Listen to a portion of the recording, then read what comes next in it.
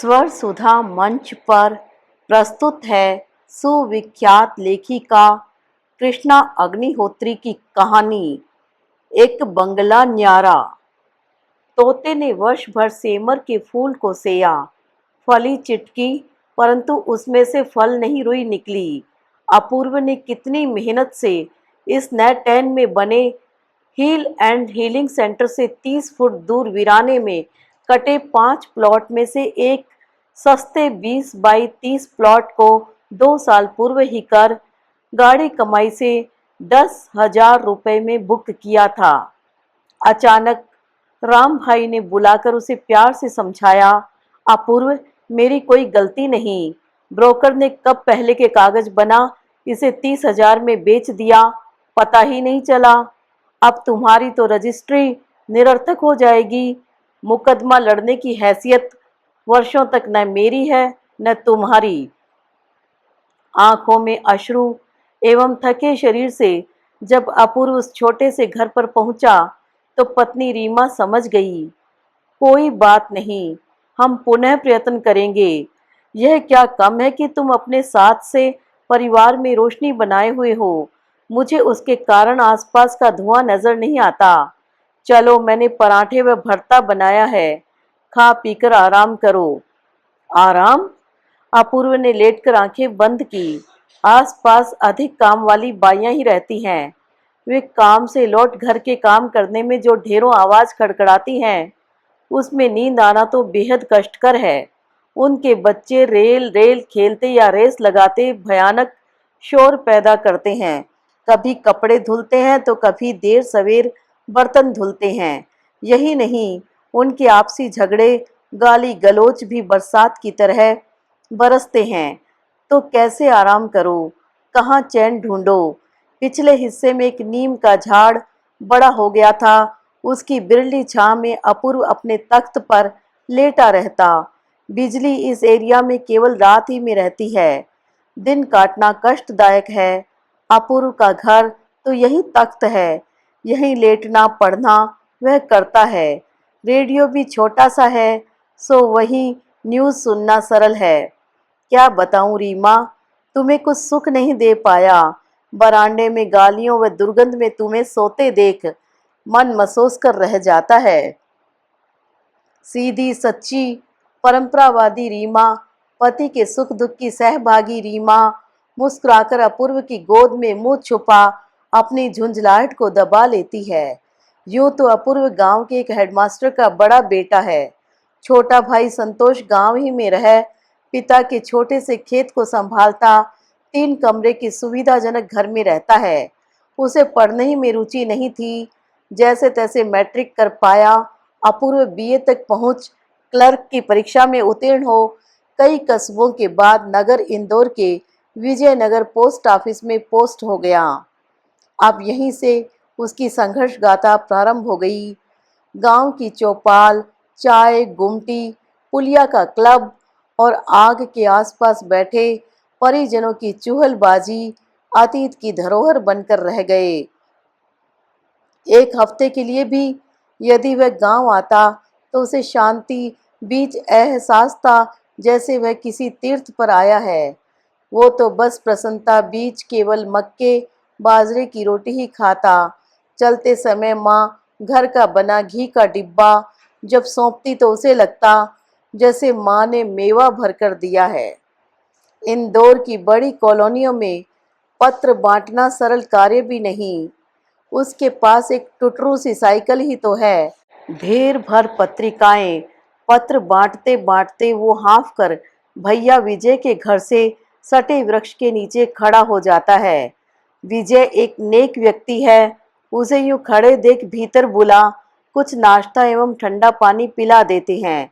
जब कभी उनका छोटा सा भी मनी ऑर्डर आता है, हंसकर 10 रुपए अपूर्व को अवश्य थमा देते हैं। अपूर्व ने 2 वर्ष इस एक बड़े कमरे के घर में इस उम्मीद से निकाले हैं कि सेंट्रल गवर्नमेंट तीसरी श्रेणी के कर्मचारियों का भी भत्ता तनख्वाह बढ़ाएगी, पर अब इस घर में रहना बहुत कठिन हो रहा है। बगल वाला लुहार दिन रात जलती भट्टी सा शराब पी गलियाता है, पत्नी को मारता है। रीमा डर के कारण दरवाजा ही नहीं खोलती। किसी प्रकार यहाँ से हट वो कुछ दूर मालवीय नगर से टीन शेड वाले घर में आ गया। वहीं पास में एक 4 मंजिला मॉल बनना शुरू था। उसके बिल्डर ने 5वीं मंजिल को इसलिए छोड़ दिया था कि वो लिफ्ट बनाने के कर्तव्य बोध से छुटकारा ले सके। अपूर्व के इस घर के छोटे से पिछवाड़े में शायद किसी ने अमरूद व केले के पेड़ रोप दिए थे, जिनमें अब छोटे छोटे फल फूल रहे थे।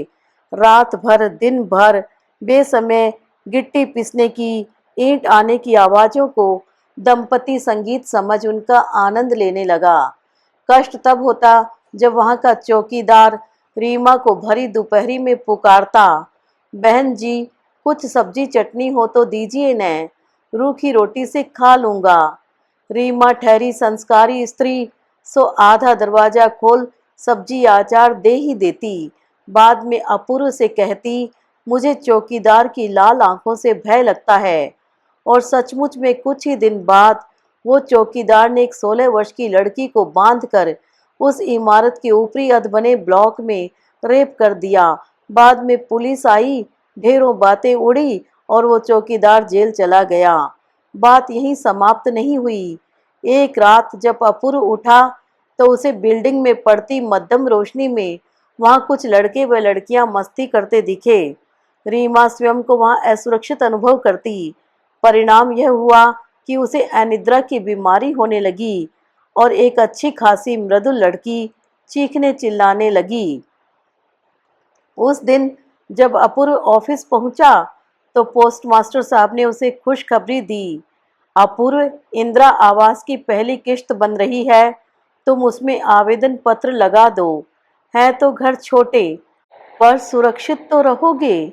कुछ कर्ज का मैं बंदोबस्त करवा दूंगा। अपूर्व ने खुश हो आवेदन लगा दिया। कहते हैं न, भाग्य बलवान होता है। अपूर्व के भाग्य में तो संघर्ष बदा था। इंदिरा आवासों को लॉटरी के अनुसार दिया गया और अपूर्व का नाम तो वहां था ही नहीं। सुख व शांति की प्रतीक्षा में और दिन कटने लगे। उस दिन अपूर्व को डाक बांटने में 2 बज गए। तब भी उसने आश्चर्य से देखा कि एक पार्सल तो रजिस्ट्री का छूट गया। बेचारा हांफता बड़बड़ाता तेजी से पैडल मार उसकी डिलीवरी देने पहुंचा। अब तो पोस्टमैन को डाक के साथ साथ रजिस्ट्री, स्पीड पोस्ट, कोरियर भी बांटना आवश्यक हो गया है। काम लो पर सुविधा भी तो दो। क्या एक जिम्मेदार व्यक्ति को जो देश के सुयोग्य व्यक्तियों के संदेश जरूरतें लाता है, उन्हें 2 कमरे का घर भी नहीं नसीब होना चाहिए।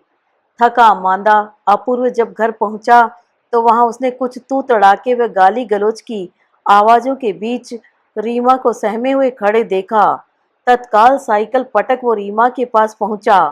वो कलपती बोली, वो अपने सामने फटिया लगा जो धनिया मिर्च व टमाटर बोए थे न, उन्हें इन्होंने उखाड़ अपनी बकरियां अंदर धंसा दी। उन्होंने नीम व पीपल के भी पौधे तोड़ दिए। मैं भगा रही थी तो एक की टांग में चोट आ गई। मैं तो कब से माफी मांग रही हूँ, पर भैया जी दबाते जा रहे हैं। अपूर्व कुछ कहता कि उसके पहले ही वो काला पहलवान जैसा व्यक्ति गुर्राता हुआ आगे बढ़ा।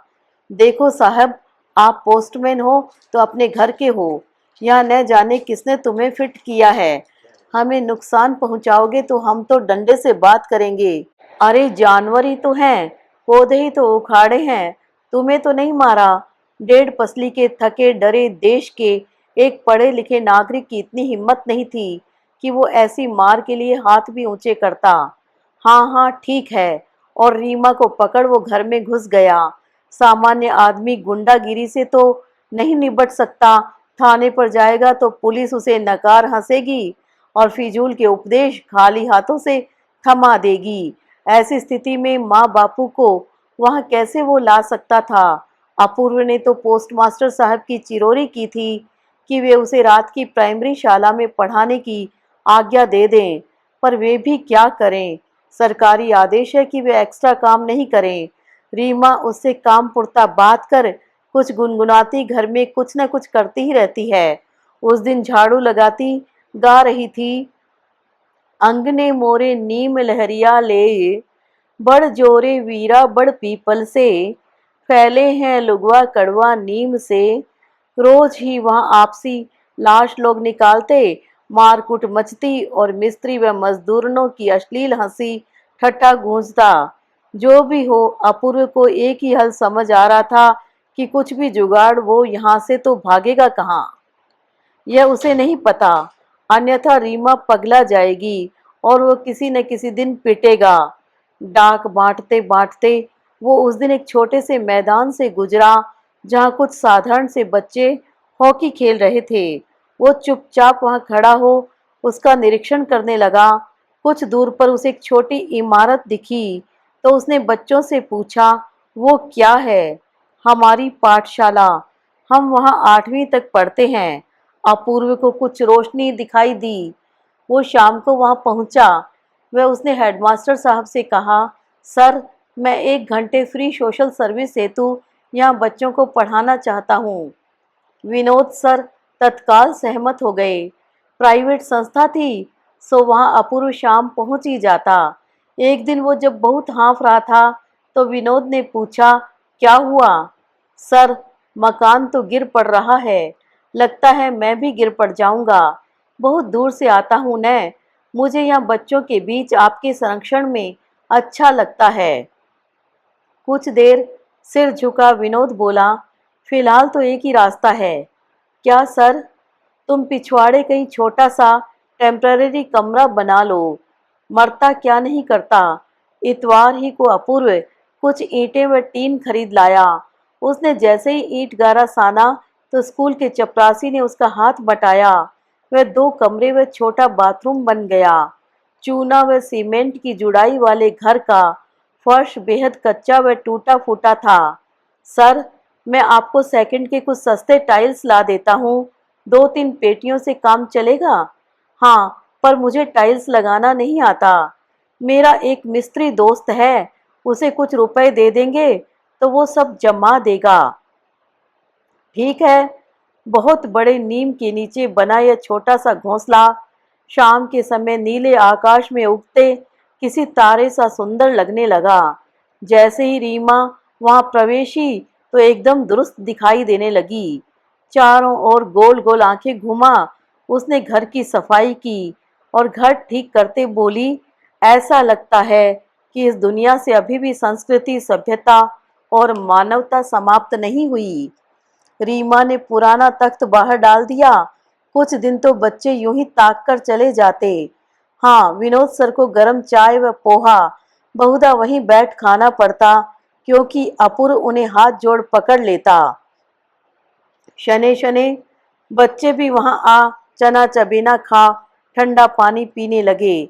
विनोद ने कुछ दिन स्थिति का जायजा लिया और अपूर्व के घर चाय पीते समय रीमा से बोला, भाभी जी, बुरा न माने तो एक सलाह देना चाहूँगा।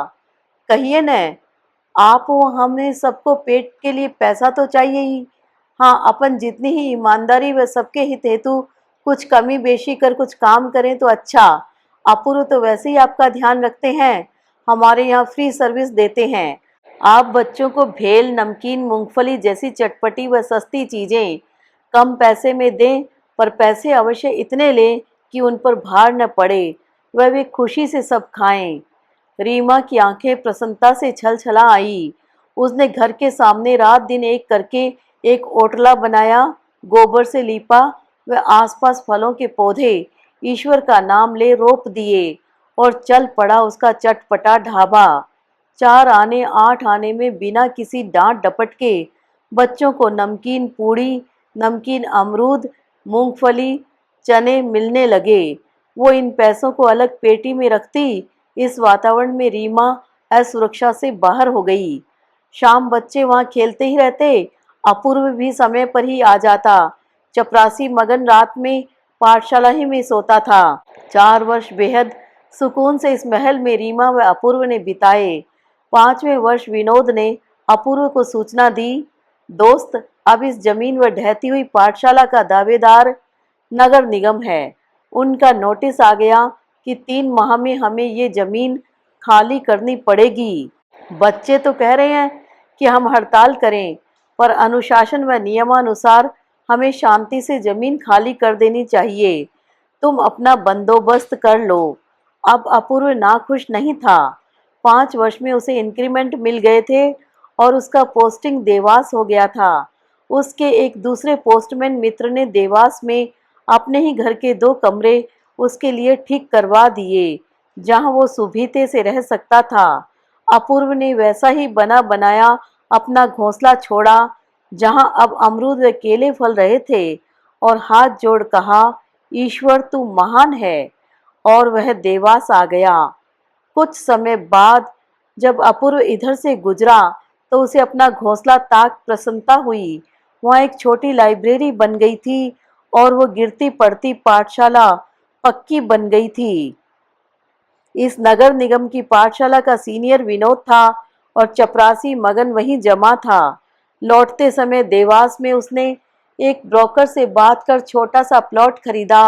वहां एक 3 कमरे का घर बनाने की अपनी योजना को कार्यान्वित करने हेतु ठेकेदार से बात कर उसे ठेका दे दिया। मकान तैयार होते ही अपूर्व अपने गांव आया। वह माँ, पिता व भाई को ले घर वापस पहुंचा। पिता ने हंसकर कहा, अपूर्व, इतने वर्ष बाद तू हमें लाने वास्ते ये मकान ही का ढूंढत रहा।